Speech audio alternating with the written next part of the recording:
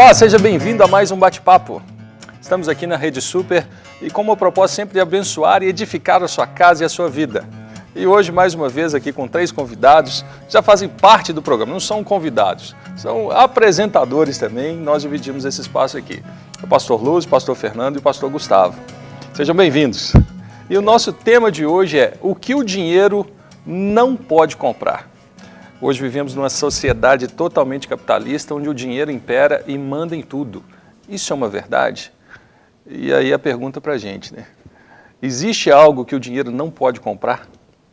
Tendo em vista, estamos discutindo isso porque há pouco tempo surgiu, capa da Veja, uma situação onde uma jovem de Santa Catarina resolveu leiloar a sua virgindade. E um cidadão japonês ganhou, dando o lance de $780 mil, 780 ou 760, não me lembro. E isso, para cumprir o pacto, vamos fazer assim, né? Teria que ser feito isso no avião, em altitudes, em águas internacionais, para não infringir nenhuma lei territorial. E interessante, lendo até a matéria, diz que teria um segurança que iria ali conduzir o momento, observar, porque não podia ter troca de carícias e nem beijos. Seria algo totalmente, vamos falar assim, para a gente acaba sendo um escândalo, né? É extremamente comercial. E essa moça tomou assim, proporção na mídia mesmo. Mas é interessante que teve um rapaz também, um australiano, que leiloou junto com ela. Um russo. É australiano, russo. não? Russo. É russo? E o lance que ele recebeu, não sei se aí tem algum tipo de, eu não sei, mas o lance da moça foi $780 mil. E o lance que o rapaz alcançou foi $2.600. Então houve até uma certa disparidade aí no caso da jovem e do rapaz. Mas a pergunta de hoje, o nosso tema de hoje é o seguinte, é algo que mexe com a gente, até onde o dinheiro ele pode comprar alguma coisa? Como é que fica essa situação? Porque estamos falando da compra de uma virgindade. É mais do que, talvez, a prostituição. Olha, pois é, Charlão. Isso já aconteceu repetidas vezes na história da humanidade. Houve uma época em que não comprava-se apenas a virgindade da pessoa, comprava-se a pessoa inteira. Na época dos escravos era assim. A pessoa não tinha nem mesmo a vontade dela. A vontade dela pertencia àquele que pagava por ela. Então, esse episódio de uma moça que vendeu a virgindade tomou proporções gigantescas por causa do marketing que foi feito em cima disso. Uma vez que o sujeito que proporcionou, ou patrocinou esse leilão da virgindade quer fazer um filme sobre isso. E ele já conseguiu o marketing do filme dele. Mas, no decorrer da história, se olharmos para o que já aconteceu no mundo, nós vamos descobrir que coisas mais bizarras já aconteceram. Então, esse não é um fato novo, inusitado, desconhecido, não. O que estamos vendo hoje é algo que já aconteceu muitas e muitas vezes.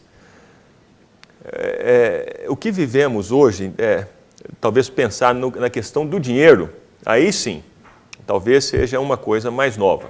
O dinheiro sendo essa moeda de troca para conseguir a virgindade de uma mulher, ou para conseguir praticamente qualquer coisa.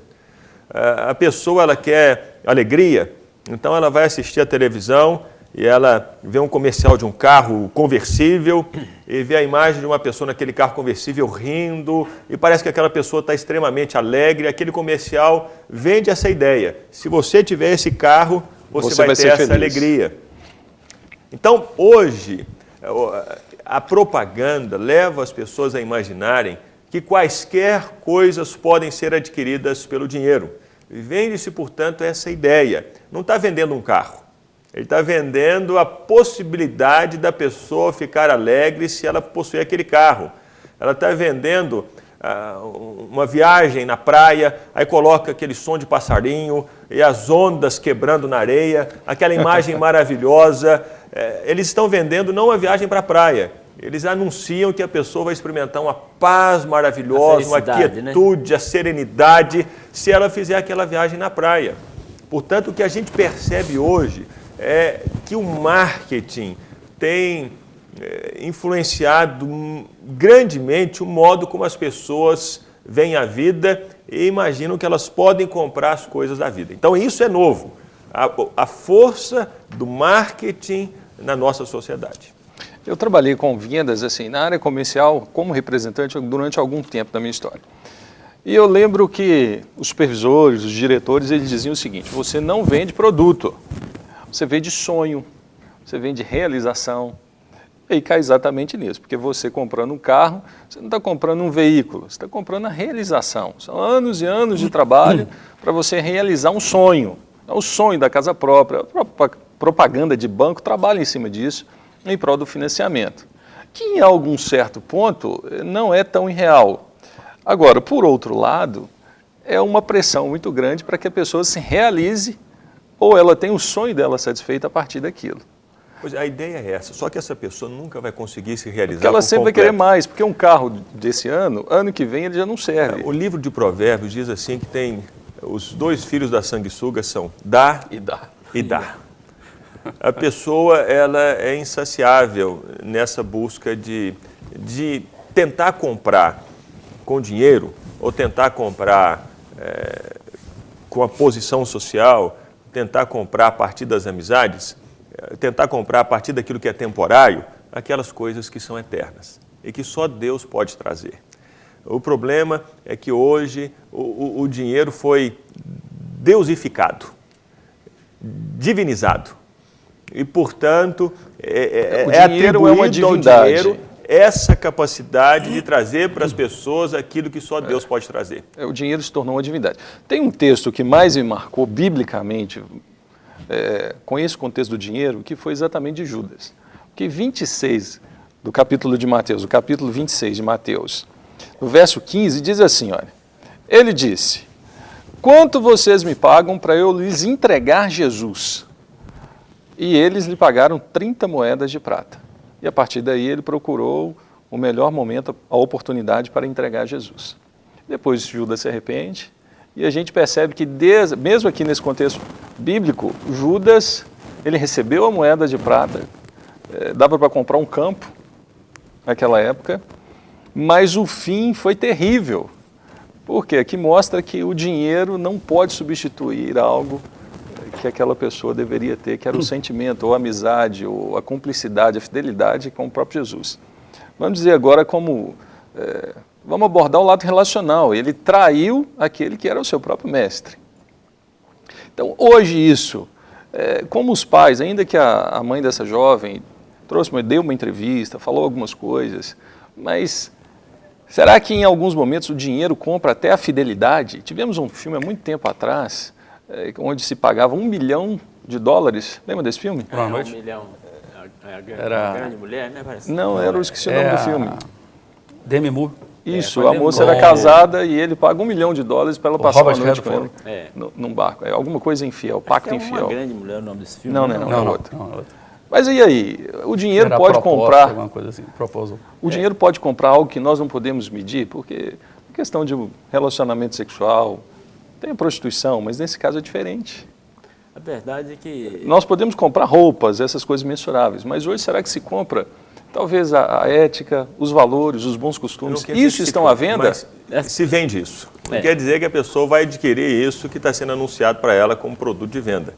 Mas tudo isso aí é vendido hoje nessa nossa sociedade em que vivemos.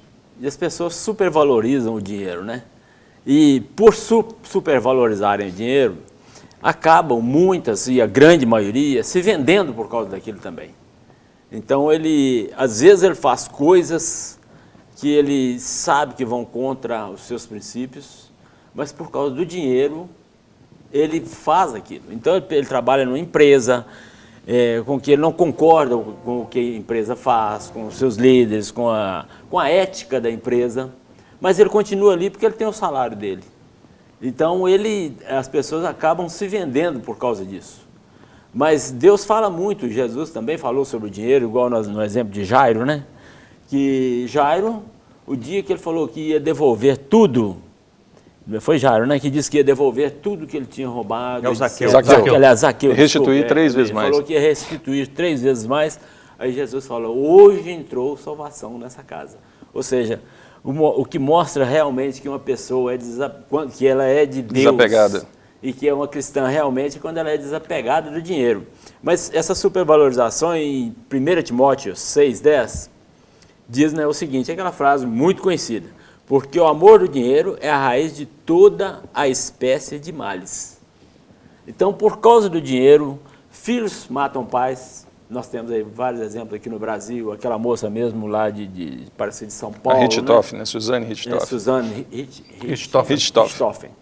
Matou os pais Pela herança. por causa de dinheiro. Né? E são N exemplos, N exemplos, não só a que nós vemos aqui, como vemos também dentro da Bíblia, pessoas que se venderam por causa de dinheiro, que foi o caso que acabou de ser citado aqui, foi o Judas, não é isso? Mas é bem verdade o seguinte, nós precisamos entender que é o amor ao dinheiro, né? Não é o dinheiro que é o mal em si. O mal é a pessoa colocar o dinheiro acima de tudo, acima do seu relacionamento familiar. Existem controvérsias acerca disso. Existe um autor muito joia, ele faleceu, chamado Jacques Ellul. E ele escreveu um livro sobre o dinheiro. E segundo a posição do Jacques Ellul, ele era um teólogo, sociólogo, o dinheiro em si mesmo é um mal. E a base que ele usa para falar sobre isso, ele não é o amor ao dinheiro simplesmente, mas o dinheiro, ele mesmo. É o Sermão do Monte, em que Jesus fala que ninguém pode adorar a Deus e as riquezas, ninguém pode ter 2 senhores. E quando Jesus fala isso, ele coloca as riquezas naquele mesmo patamar em que Deus era colocado, no patamar de divindade. Deus, então, né? Deus é adorado e a riqueza é adorada. Da mesma maneira como Deus requer adoração, o dinheiro requer adoração. Da mesma maneira como Deus requer fidelidade, o dinheiro requer fidelidade.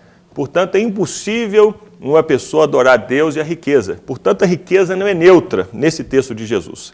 A riqueza é parcial. E a riqueza busca atrair a adoração das pessoas da mesma maneira como Deus busca atrair a adoração das pessoas para Ele. Portanto, e segundo Jacques Ellul, a única maneira da pessoa se ver livre do domínio, do poder que o dinheiro exerce sobre a vida dela, é dando. É a partir da generosidade. A generosidade é a única ferramenta que o ser humano tem de se ver livre do domínio do dinheiro. Porque o dinheiro não é neutro. Não é só o amor ao dinheiro. O dinheiro em si não é neutro. Hoje o dinheiro, e aí a gente estava falando sobre isso, o dinheiro hoje então tomou uma proporção, como você diz, o dinheiro hoje é uma divindade. E o dinheiro hoje na sociedade impera e domina. A nossa sociedade hoje se tornou um mercado vendável, a sociedade, não os produtos que existem nessa sociedade. Eu acho que a gente podia tentar pensar um pouquinho da história. Como que nós chegamos nesse lugar? Nós não chegamos da noite para o dia. Quando o cristianismo nasceu, quando Jesus veio ao mundo, o mundo vivia mais ou menos uma situação muito parecida com a situação que vivemos hoje. Essa venda de pessoas e de tudo era uma prática que acontecia também no Império Romano no século I. Tanto assim que João, quando escreveu Apocalipse, escreveu sobre a Babilônia, e a Babilônia naquela época era uma palavra ou um termo usado para se referir a Roma, João escreve da seguinte maneira. Quando fala da destruição de Roma, da destruição de Babilônia, ele diz assim: os negociantes da terra chorarão e se lamentarão por causa dela. Apocalipse 18:11. Porque ninguém mais compra a sua mercadoria. Artigos como ouro, prata, pedras preciosas e pérolas, linho fino, púrpura, seda e tecido vermelho, todo tipo de madeira de cedro e peças de marfim, madeira preciosa, bronze, ferro e mármore, canela e outras especiarias, incenso, mirra e perfumes, vinho e azeite de oliva, farinha fina e trigo, bois e ovelhas, cavalos e carruagens, corpos e almas de seres humanos.